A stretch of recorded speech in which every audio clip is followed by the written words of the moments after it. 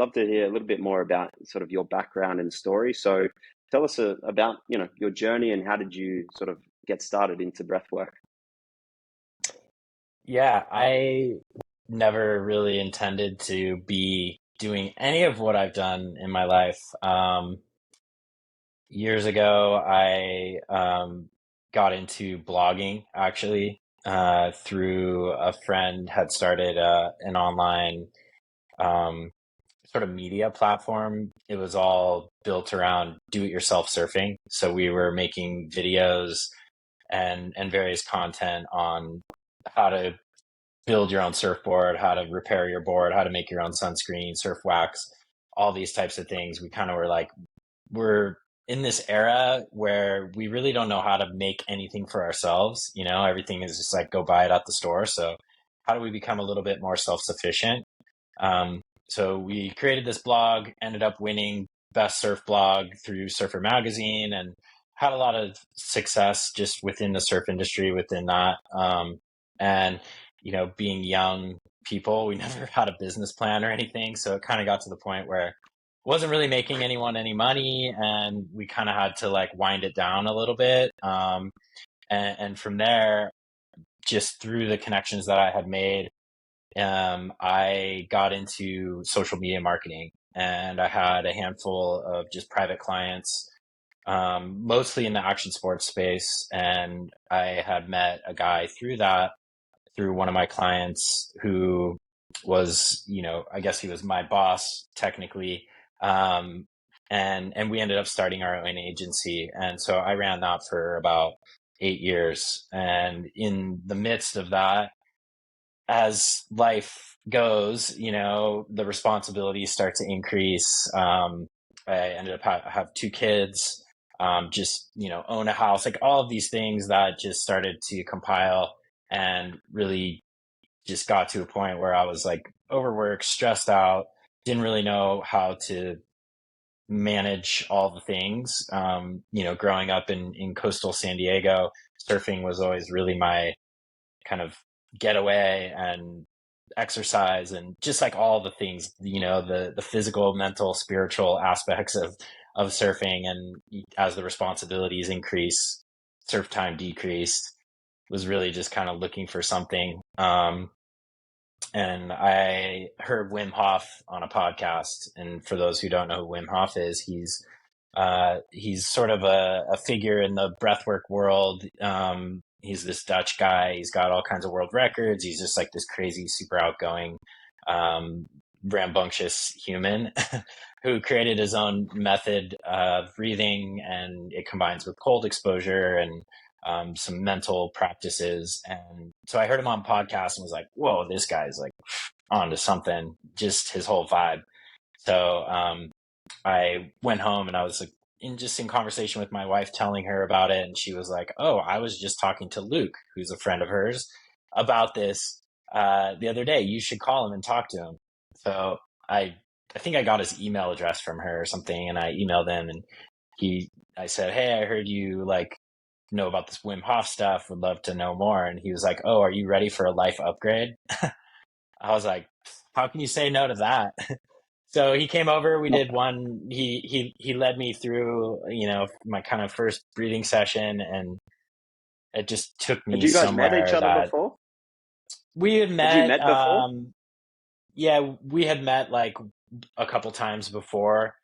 He had a really Okay. bad back injury, and so we had met a couple times, and but never had really hung out or connected beyond just like seeing him around town and stuff. Um, Yeah. and so he led me through my first breathing session, and that was it for me. I just got so into it. So Wim had a online course, his original 10-week course. I did it in like 10 days. Ended up going to a workshop in Los Angeles with a teacher who I didn't really know at the time, but he was sort of Wim's kind of main guy who helped him develop a lot of his programming and teacher training, and was training all Wim's other teachers. And um, I ended up going for one day, and then the next day he was teaching another class, so I ended up staying for that. And after that, I was like, all right, what do I do now? And he was like, well, I'm going to Poland. You should come with me. So I did this Poland trip and climbed mountains in my shorts at, minus 20 degrees Celsius, and um, had just deep transformational experience. And I came home and I was like, I want to teach this. And so went Yeah. into Wim's training and did that. And really, like, the biggest blessing of it all was the fact that I had met Luke, because he came from a different sort of lineage of breathwork. He was a rebirther. He Hmm. also had a yoga background, so had studied a lot of pranayama. And I think within the breath world, it's very similar to the yoga world, or like kind of anything that you get into. It's like you find one channel and that becomes the thing, and you get super evangelical about it, and you kind of like have blinders against everything else.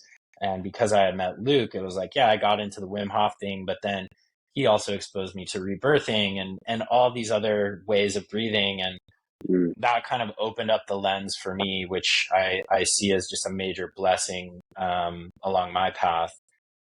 So Hmm. anyway, I got into, the Wim Hof training, and in the meantime, coming back from Poland, I ended up buying like a cold plunge and ended up starting having friends over. And really, it was just like Luke and I, we'd go in my kids' room on Sunday mornings and we'd breathe and then go outside and get in the cold plunge. And then we started inviting friends. And then it just, like, this little kind of community started to develop as I was going through the training. Um, and we'd clear out my garage. People would pile into my garage on Sundays. We ended up calling it Breath Church, or Ice Church, sorry, Ice Church.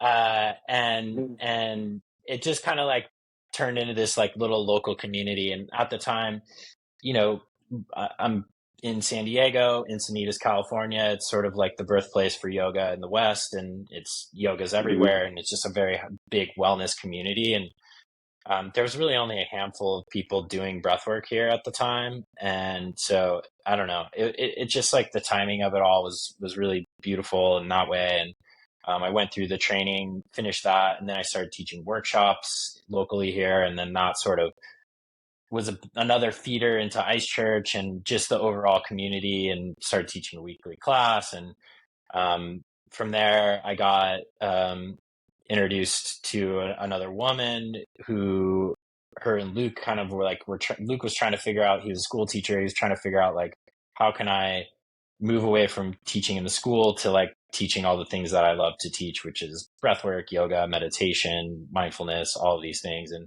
they sort of came up with this idea and approached me and said, "Hey, we're thinking about doing this thing. Would you want to be a part of it?" And it was an immediate yes, because I actually had a very similar idea, like a couple of years prior, when I first got into the Wim Hof stuff. Prior to starting this ice church thing, I was like, "Dang, there's nowhere to like go and do breath work on a daily basis from people who know what they're Yeah. doing and how to guide it." And I Yeah. I was like, I can kind of coordinate other teachers within the Wim Hof community and maybe create this online thing. And then Ice Church started, and that kind of like got pushed to the side, because it was like, well, we're just doing it right here locally at my house. What's better than that? So they came to me with this idea, and they said, hey, we're already waking up and doing our practice in the morning. Let's just broadcast it and see how people respond to that. So we started a Facebook group, and we're taking people's payment through PayPal manually just to see how it went. And um, we kind of cultivated a pretty quick little group of people, around like 60 people, I think, in our Yeah. first month, which was pretty cool. And then it just No. developed from there. And really, really, the idea was like, hey, just show up, breathe with us, and see what happens. We're not going to spend time talking Yeah. about the why and giving you the reasoning and the science and all those things. This is an opportunity to just come and practice, get out of your head and into your body, and see what happens. And from there, people wanted to know more. They were feeling transformation and all these things changing in themselves, and they wanted to know more. So that was really kind of like the birth of the educational side of our platform. I guess it seems like it was quite a fast progression for you, like from not knowing breathwork to then just going all in on it. So I'm curious to hear, like, what was it that you experienced when you did that first session with Luke? Like, what hooked you? Like, what did you experience that you were like, wow, I want to go further into this. I want to go. to Poland and do a trip and just sort of go all in on it? Like, what were you experiencing in those early sessions? Yeah, I think a number of things. Number one was just the like pure energy that was created through just breathing, feeling my body buzzing and tingling and just feeling like this sense of power and strength and then also like just the way my mind kind of got really quiet in the midst of all that. And I think those two things alone were just like, whoa, okay, like I tried to meditate and, all Mm, I think a lot of people have struggle with it. It's like, okay, sit down, pay attention to your breath, let your thoughts come and go, all those things. And it's like, it's challenging for us to do that. We're so external, and to come internal is really hard. And I feel like breath is sort yep, of a bridge into that.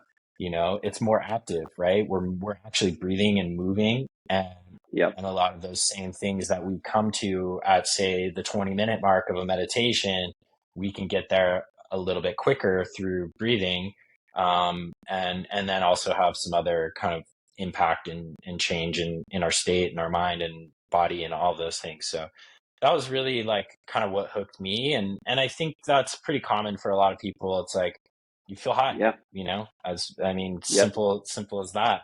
um, I think the challenging part is that we start chasing the high, and then that's when things start to change. Our body is very intelligent and starts to adapt. And then some of those sensations don't necessarily feel the same way as they did when we started. And then we start pushing and chasing it, and that can lead to other issues. But yep, I think, kind of what I found is that like experiencing the all the things that you can feel through breathing, and it doesn't have to be like a big intense breathing session. It can just be like something simple. That sort of is like the gateway into more curiosity, and yep, that's, I think, why our business was successful. Was in the beginning was like, let's like come and have the experience.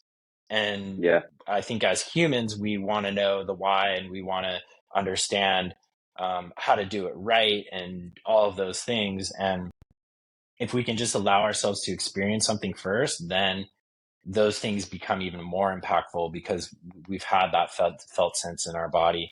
It's like, you got to see it to believe it. Well, you got to feel it to yep. understand it. So I think that is super important, just along the journey of breath work and kind of getting things going. It's like, Yeah, that's really like, it's like, just give yourself the opportunity to experience it. And then from there, it's the likely there's going theory. to be some yeah, it's likely there's going to be some things going off in your brain that you're like, okay, there's something to this.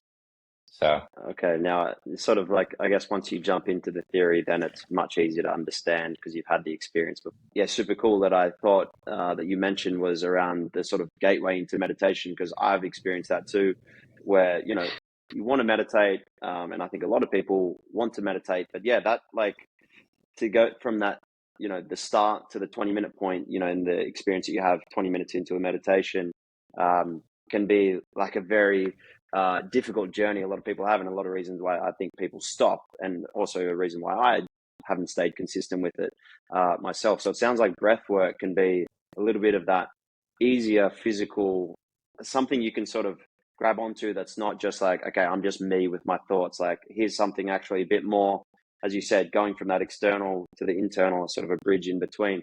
So I never actually thought of it like that. But yeah, I guess, is there quite a close connection between meditation and breath work? yeah, I mean, I think a lot of meditation practices are breath awareness, so it's like paying Yeah, attention to your breath, watching your breath. And in itself, that is a form of breath work, kind of break it down into like breath awareness and conscious breathing. And, yeah, the awareness piece, um, is like sort of that initial part, and then the conscious breathing is like where you actually come in and start changing and moving your breath, and then that has a lot of physiological changes that are going to help to quiet your mind and make you feel different things in your body.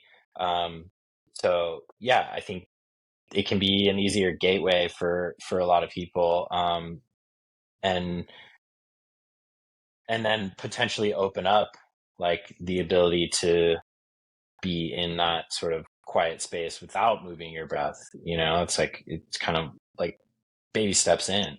For people that are listening out there that have not tried breath work, but have thought about it, or maybe this is the first time they're sort of, learning about it, I guess, what are some of the, big misunderstandings or misconceptions that you see people have around breath work?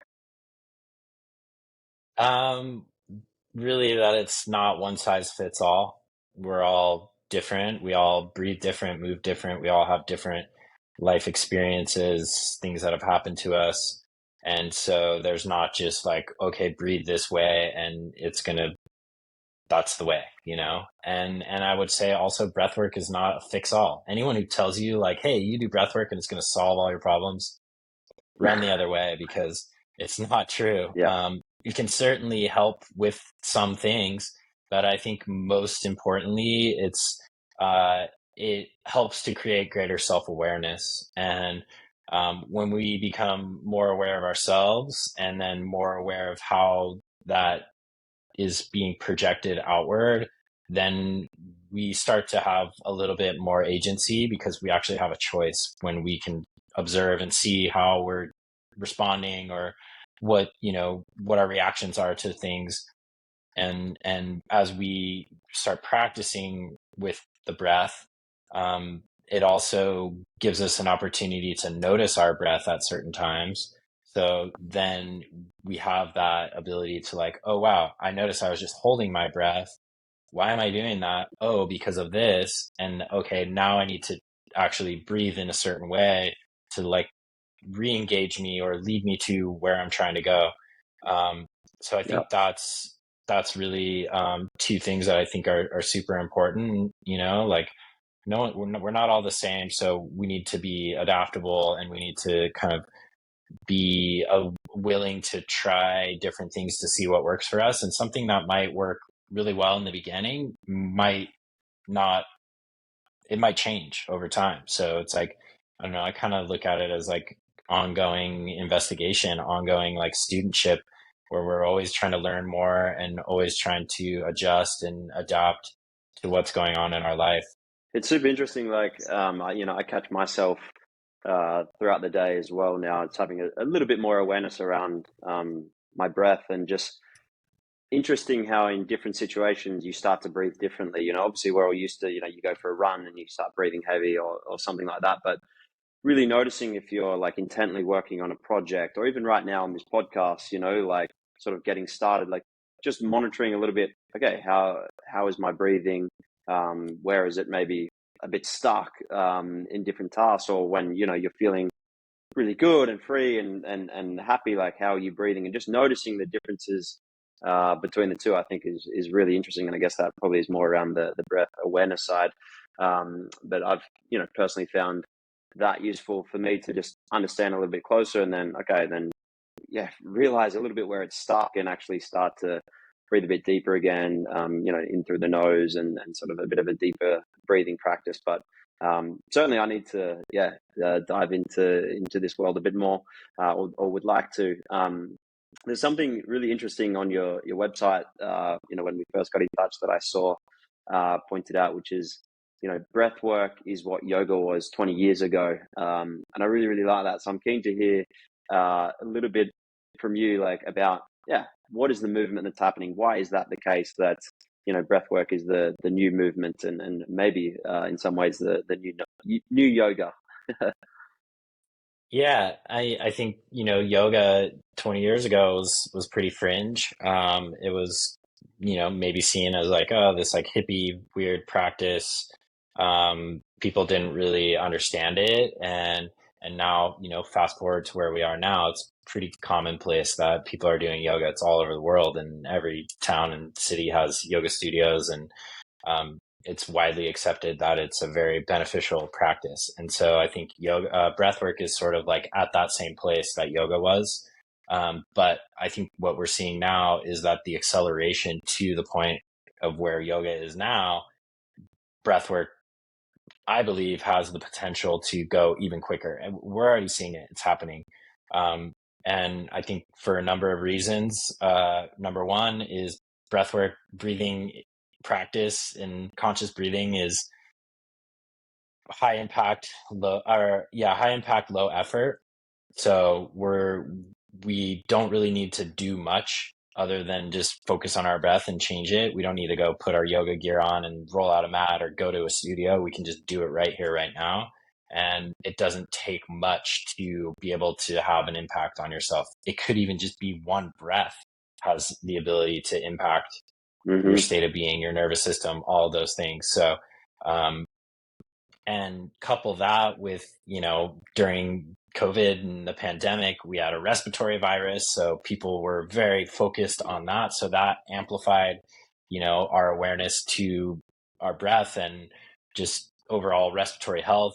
And I just think that like people are more open and searching for something to help them. The mental health crisis is obviously accelerating, especially in the US, and so people are looking for a way to help themselves without maybe necessarily resorting to a pill or some external substance. We're looking for more of that self-empowerment because the keys of the kingdom are all within here. We're just not really taught how to access that, and so now we're learning and understanding that. And then the other side of it is like the scientific community is really exploring heavily the impact of breathing. Yeah. Because of all those things previously mentioned, there's a lot of focus and attention within the scientific community. So the things that are being studied and brought to light are getting picked up by the mainstream media. Mm-hmm. Obviously, we have social media that can kind of proliferate a lot of these things. And I mean, very simply, like it works. It feels good. And Yeah. we're all doing it all day long, and it's just right here, right now. And all we have to do is like Yeah. focus on it, and boom, Yeah. it's happening. So Pretty funny, right? It's something that we literally do every moment for our entire lives. And it's not normal for us to be like, I mean, we're sitting here talking about it as like a new movement. And it's something that we do literally every moment of our entire life. Why is this not something that we just learn from a young age? Like, yeah, different. Of course, there's little stuff that we learn, but it's never something that's really intimately taught, is it? In our lives. So I don't know. I just sort of had that realization there that yeah, it's like we place so much attention and effort onto things that we don't spend a whole lot of time on, but breathing for how important it is, and just a lot of people would have almost no knowledge about it. So that's really really interesting. Who yeah. who would you say? Obviously, it's a bit for everyone. Everyone, it sounds like everyone can benefit from breath work, but more specifically on the teaching side. So because I know you guys, you have your teacher training that you do, and help people sort of implement, their breathwork into their teaching practice. Who would consider getting into teaching? What different professionals would the teacher training that you have be suitable for, and how can they sort of implement it into their different professional fields? Yeah, it's a great question, and very similar to like who is breathwork for, teaching breathwork, facilitating breathwork, being a breath coach can really be applied to like more and more we're seeing like any other profession. And within our teacher training, we've had obviously people who are coming in who want to just be a breath coach. And then we have other people who come in who already have like maybe a modality that they're teaching or facilitating, or they are just looking for another tool to be able to add to their toolkit of what they can offer. So, we've had yoga teachers, I think is obvious, Pilates teachers, any sort of fitness trainer, those types of people. Obviously, people are moving their body, they're very physical, and being able to connect the breath to that to potentially increase performance, increase recovery, um, increase just that body awareness. I think those are those go hand in hand. And then, as you get outside of that, like other sort of like health and wellness practitioners, from hypnotherapists, massage therapists, other body workers, it's another kind of gateway into getting people to change and sort of correct their bodies in a way. Then we have like even Yep. school teachers. So we've got school teachers who have come through our training that are like, yeah, I could apply this to my classroom, because I think just the dynamic of how kids are interacting and engaging with the world has changed because of technology and phones and all of that. So it's a Yep. way for teachers to like be able to integrate a little bit more sort of, I don't know, like the ability to like transition differently in class, and to be able to like bring kids together in a different way, which has been really cool. We have a guy in Florida who came through our training, and he teaches elementary school kids, and he's like known as the breath guy at his school, because his kids, like, they come in from lunch or recess and they're doing some breathing before they go into whatever they're doing next, because maybe they're super like just heightened in their energy because they were just outside playing. Okay, like, let's bring it down, so then now we can Yep. and focus, and now we can go do our work. So Yeah. there's, Super it cool. fits into that. We also have other people who are like executives in a corporate company, where they're like, okay, I can use this as a tool to like facilitate communication and our meetings. They open their like weekly check-in meeting with breathing. Wow. So there's that side of things, and then I think there's other like sort of obvious ones that are, therapists, right? Like, you can utilize, someone comes into your office and maybe they're in a heightened state, they're agitated, they're overwhelmed, or maybe they're just like not necessarily feeling connected to you. So they're not going to like divulge whatever it is that they might be Yep. there for. And so, using the breath to like co-regulate, to bring someone in, to make them feel safe, to kind of get them out of their head, to slow them down. So it's just one of those things, like you said before, like, we're all breathing all the time, and we're never Yeah. taught how to actually utilize it to our benefit. And so it really can be applied to any person and any profession. Some, you might have to get Yep. a little bit more creative with it, but um, it really works. I mean, another example would be, we Yeah. have a woman who's like an esthetician, and another woman who is a hairstylist, and they use it with their clients, like while they're in the chair cutting their hair. Like, you wouldn't Really? think that What that do would they be do? something, but No. What do well, they so do? What like, is the hairstylist? yeah, so the hairstylist, she's also like a Reiki master, so she's obviously using energy work while she's like cutting hair and doing hair. But then, she'll just get someone to like relax and just have them do Yep. some box breathing, or something really simple. Yeah. So it's just, Super cool. it's also like a way to differentiate yourself too, because we're still kind of on For sure. that fringe side where, it's not necessarily commonplace that people are doing this. I mean, we're seeing it more and more, obviously, but it's just a cool Yeah. thing. Like, the hairstylist who does breath work, like, who does that, Yeah. No. So, No, I think no, absolutely. There's so many applications. I mean, my parents actually own a daycare, like a preschool, kindergarten in Australia, and I know that they've done meditation with the kids and stuff before. But actually, I think I'm not sure if they've done breath work, but I'm definitely going to let them know, because yeah, I can just imagine.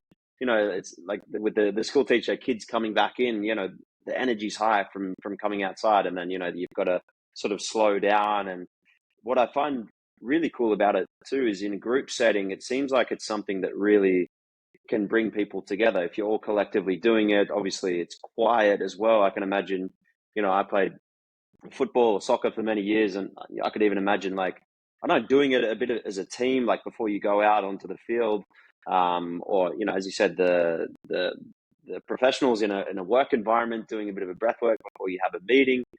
Just, it doesn't need to be much, as you said. Like, it can just slow down the energy a little bit, bring everyone a little bit closer together, I imagine, and center everyone like a little bit closer. Because oftentimes we're particularly kids going from outside to inside, or changing classes, or in a work environment going from this office to that meeting, and we're all sort of constantly getting pulled here and there, and I've also had private sessions with psychologists in the past too, where at the start of the session they do a breath work just for 30 seconds, just to bit of breathing, and then all of a sudden it's just like you take a moment and you're there as well. So Yeah. I think it's really cool to hear all the different applications. Did not think hairstyles would come up, but I'm sure it's a really cool experience for the people in the chair. Sounds like I would like to try that for sure.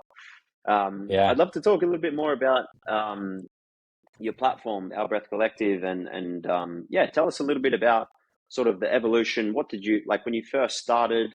You told us a little bit about sort of the the getting payments through PayPal and Facebook, and obviously you've evolved a lot since then. But take us through a little bit of like your core offerings. What do you offer to your clients? What products do you have? Would be curious to hear. Yeah, so as I kind of said before, it started as like just these daily breathes, and we were leading sessions at 6 a.m. In our time zone, obviously, but 6 a.m. every morning. The idea was like 15 minutes, show up, breathe, boom, on with your day. Get your practice done in the beginning of the day. It's going to create space and just build capacity for everything else that's going to come your way. You can move some energy, and great way to wake up. So we started with that. We had a Facebook group. It was all manual. People were paying us through PayPal, and then we would manually add them to the Facebook group, and then they would stop, and we would manually move them out. And so obviously there's been sort of an evolution of that. Got a website. We ended up hosting the breathes directly on our site. And then more recently, we moved to more of a community platform. It's called Circle. Highly recommend it. It's awesome. And so there's like this community aspect where people can communicate with one another. There's discussion boards and direct messaging, and the live streams and all of that. So that was sort of the starting place, and this was we started in I think August or September 2019, and so kind of had a little jump start going into COVID. When COVID hit, obviously everyone went online. We were kind of already there. And then that sort of amplified things a lot. And right around that time, we got like a lot of feedback from our members that said, hey, okay, I've been breathing with you guys for like 3 or 4 months now. I want to know what's going on under the hood here. So we developed a course, which is called our Breathwork Intensive. It's a 4-week course where we get into the science, and really it's kind of designed to be more of like a personal exploration. So you get to learn the physiology, psychology, the nervous system, the mechanics of breathing, and that is also coupled with you going and doing the practice on our platform. So it's really kind of designed to start to build more awareness to your breath, more I guess buy-in on the practice, because you're actually learning what's going on in your body, and it's like you really start to make these cool connections. And so we ran that a handful of times, and then people who had gone through that, they're like, okay, I'm sold. Like, I want to teach this to my community. So then we developed our teacher training, which is called Breath School. It's a 6-month training where we kind of go a little bit deeper on the science, because I think as a facilitator, it's really important to understand that, because you're certainly going to get a lot of questions from people like, oh, why are you doing this? Or why is this happening? What's going on here? And I think more and more that we're seeing in the breathwork world is that because it is growing and it is very popular and trending, there's just a lot of misinformation. There's a lot of facilitators that maybe did like a 2-day teacher training course, and now they're out like guiding people in, these powerful experiences. And so, it's like, okay, we gotta like really take our time with this and really understand not only the science, but then also the facilitation and how to create a safe space, how to help people integrate, how to, work with groups and individuals. It's very different. And also like our methodology, it's not even a method, right? We teach based on the principles. You learn these principles, and then by understanding that, then you can apply it to an individual, a group, based on what the goal is or what they're trying to improve upon, or that sort of thing. So it's not that like one size fits all. It's really like multidisciplinary. Um, what I'm seeing more and more too in the breath space is that like there's this big like push for like these big powerful experiences, and we see it on Mm, social media, people having big emotional releases and crying and yelling and all of these things, and while that can be one avenue of breath work, that's not what it's all about necessarily. And I think that because it looks good on social media or whatever, it's sort of like a deterrent for a lot of people. They're like, holy cow, like that's going to happen to me. Like, I don't want yeah, anything to do with that. So, um, most of the work that I'm doing yeah, with, particularly with individuals, is like, it's much more pulled back than that. It's actually looking at your breath as a behavior and how that has been changed and adapted, and over time the habits that you've created unconsciously, and then correcting those habits. And then from there it's like, okay, now maybe we've created a little bit, the apparatus of breathing is a lot more improved. There's probably some things that have been unlocked just within your own experience. You are more self-aware, and so then we can kind of go into these bigger experiences in a more safe way. I'd be curious to hear what do you because obviously community has been a big part of what you guys do, and it's really where it sort of started with you as well.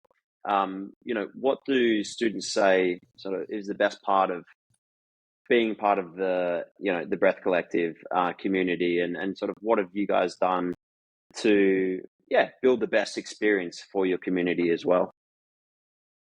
Well, I think that's the ongoing challenge, is to continually create a better experience, and finding ways to do that. One of the challenges has been that our practice is like it's sort of like a one to none, right? Like you can see us as the facilitator on the screen, but everyone else is like in the background and you can't actually see them. Yeah, you can see like the number and the list of people who are there, and there's the ability to like comment, but um, there's not like this necessarily ability to like see each other and connect and interact in that way. So that, I think, has its own challenges. I know as a facilitator, it can be hard at first. But one thing that I have heard time and time again is that there's a difference between doing the breathe live with us and then doing it with like on the recording on demand. Yes, they're still both amazing and great, but the ability to the opportunity to be there with other people and know, even though you can't see them, know that people are there with you doing it and experiencing it with you is powerful. So that sort of proposes another challenge where it's like, okay, how do we be able to provide people the live experience more? And we're just not really at that point yet. I think it would require our, um, subscribership to grow pretty substantially, and then kind of adding more classes for different time zones and that sort of thing. Yeah, And I think we've also layered in like in-person experiences. So whether that's retreats or just like in-person workshops or gatherings and different things around our community here. Yeah, we can't reach everyone worldwide. That's part of our community, but having these yeah, opportunities to bring people together so that they can actually connect is super powerful. Um, the breath, for of various different reasons, really has this way to like bring people together, and you feel super connected. Um, yeah, and then I think just technology is challenging too, because some people are really good at it, other people aren't. So how do you really make it simple for people to like get into this thing, to connect, to have it right there on their phone or their computer? And so, continually trying to kind of explore how we do that. I think, yeah, part of what we hear also is just people like the humanness of it. It's pretty raw. Yeah. We don't have Yeah. like the highly curated live streams. It's like basically we're inviting you into our home, into our practice, and come and breathe with us. We don't have fancy equipment. We don't have, all the bells and whistles. It's pretty rudimentary. We're just waking up and getting into it too, so I think people really connect to that because it feels real. It's not this like highly produced thing like you would see from something like Nike or whatever. It's very human Yeah. and Yeah. raw. And so trying to Yeah. maintain that, because so much of what we see externally is so polished, right? And so it's like, no, let's just, Yeah. we can leave that for someone else. We're just here to like be who we are, to express our unique sort of approach and values and methodologies and ideas. And for whatever reason, that's connecting. People are enjoying that. So I think that's, also in the wellness world, it's like everyone's a guru. And I'm certainly not a guru. I think anyone that's exposed to your brand, the first thing they'll notice is that strong, human touch. It's real. It's you can tell that straight away there's a community around our Breath Collective and what you've built. And yeah, absolutely, I think people are craving that. And I think we work in advertising, and actually a lot of the times what we find super interesting is some of the highly polished stuff, as you said, just doesn't resonate. And you can spend so much time producing all this high production expensive content that just flops. And the iPhone image that you took 3 years ago performs really, really well. So I think you guys are striking a really nice balance between having a well presented brand and really good products, as well as as you said, keeping it real. So definitely keen to see you guys keep doing that. And on the online education, running an online education business side of things, be curious to hear, like, since the beginning, what have been some of the growth methods that have worked best for you guys? Like, what has been some of the things that have stood out that have really helped you grow your customer base over time? Would be great to hear what's worked well for you in that side of things. We've had some kind of other figures along the way who have kind of promoted us and shared about it because they've come along, they've experienced it. We also, like, I think one of the things too is like just listening to what you're being told. What your audience is telling you is going to play into what people actually want, because I can be in my head about like, oh, it needs to look this way and it needs to be this. And, but I'm different actually from my audience because I'm the one who's actually bringing it to them. And so there's a lot of blind spots that happen. So fortunately, we've had a community that's been willing to communicate and tell us what they want. And so our ability to take that away, and then how do we implement that, or how do we create something to address that? I think those things have been part of our ability to grow, because that's what, like, people want something, so like give it to them. And then I think part of it too is just like the building of the community, and in particular, like through our teacher training, now we have these other people that are out there facilitating, and sort of they're proud to be a part of our community, to hang the OBC flag. And so having them sort of out there talking about us and giving us the respect or credit of like, hey, this is where I came from. And I think that has been super helpful, and the more times that we've run that training, the more of those people that are out there. So I think that has been really cool, and also a signal like, hey, okay, we're doing something right here, because they want to go out and talk about it.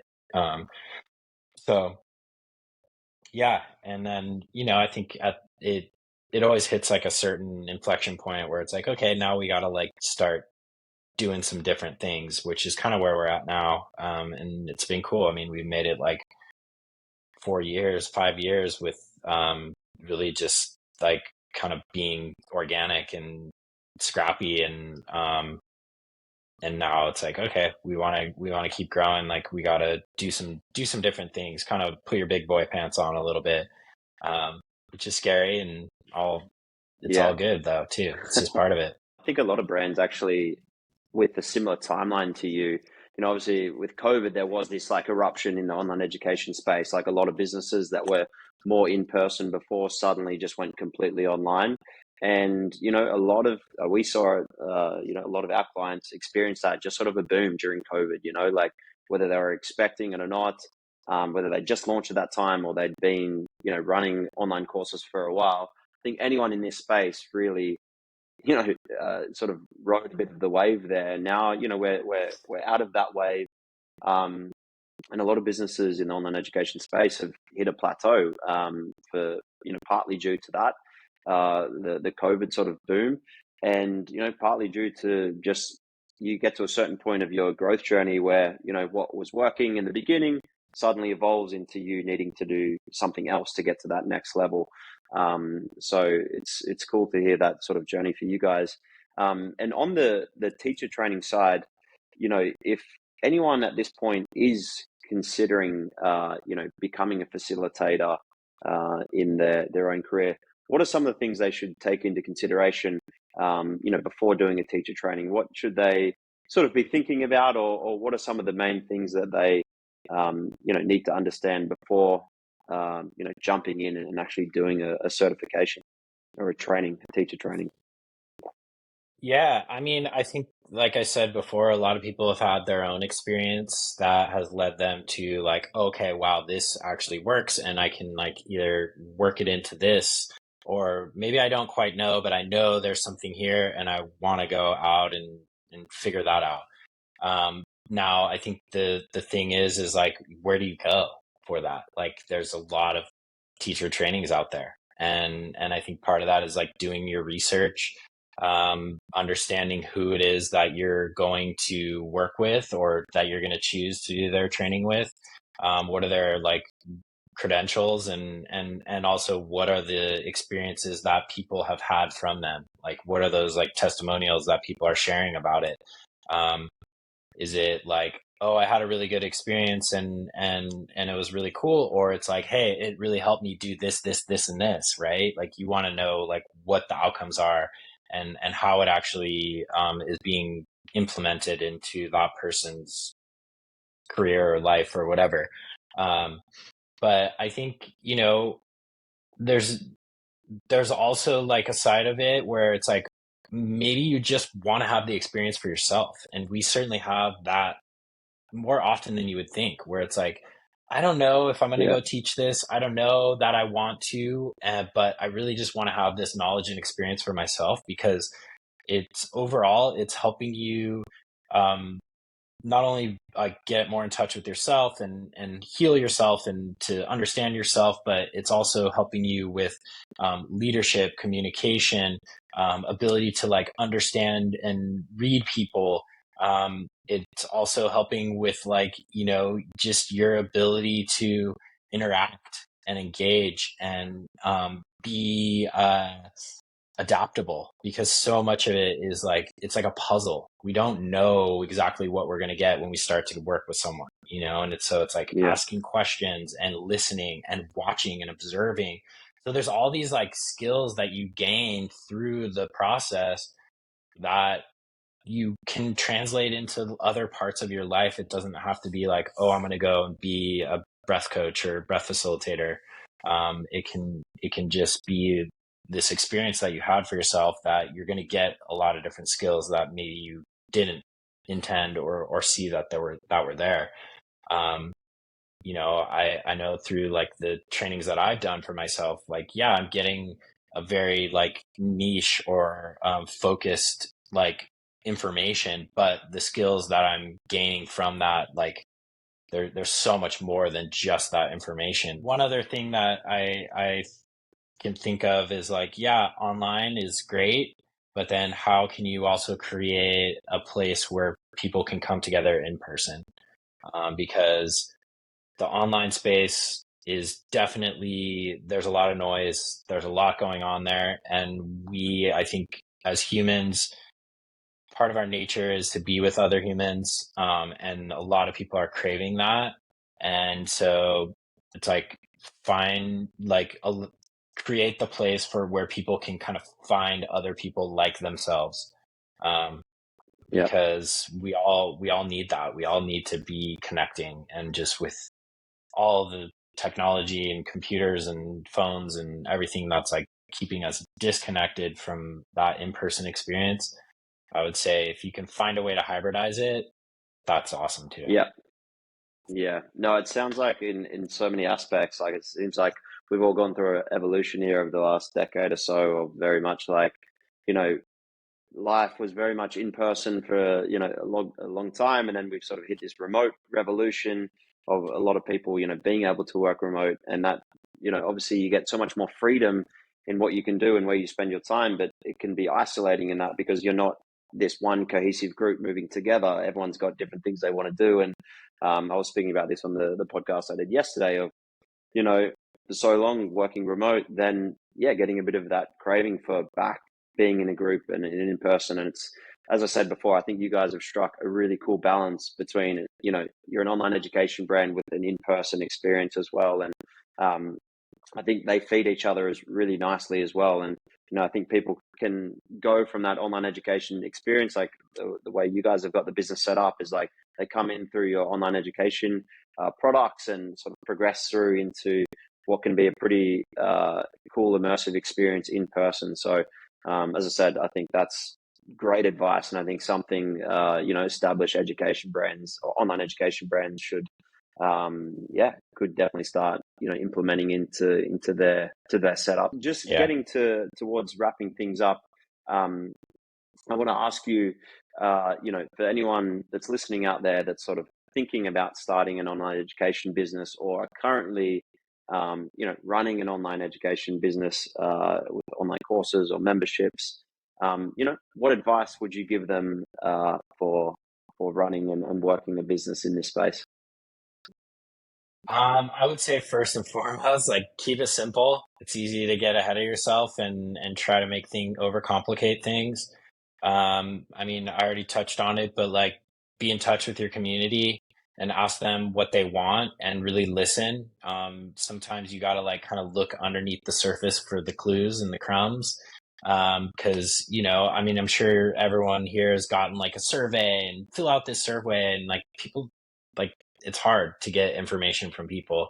Um, so I think that there is this sort of like need to like really understand what people want, and then to be willing to adapt and iterate and change, and just continually evolving. You can't really just like, hey, set it and forget it. Like even right now, currently, we're sort of updating and revamping our breathwork intensive. We taught it, 13, 14 times already, and now we're redoing it. We're kind of establishing, okay, all these things have changed within our own understanding and experience, and then we've also learned X, Y, and Z. Okay, let's adapt it. So I think that that's super important. If people want to learn more about Our Breath Collective and what you guys are doing, where should they go? ourbreathcollective.com, OUR Breath Collective. That's probably the easiest way. We're on Instagram. That's kind of our main, social channel. Those two places would be, where you can find all the information on what we got going on. Super nice to have you on. And I think, for anyone listening out there, it's sort of probably been a really good introduction or exposure into breathwork and understanding, what's going on in this space. And hopefully, we've inspired a few people to jump in, and can definitely recommend anyone listening to go over and check out what they're doing at Our Breath Collective. Just want to say thanks again, and look forward to seeing what you guys do in the year ahead.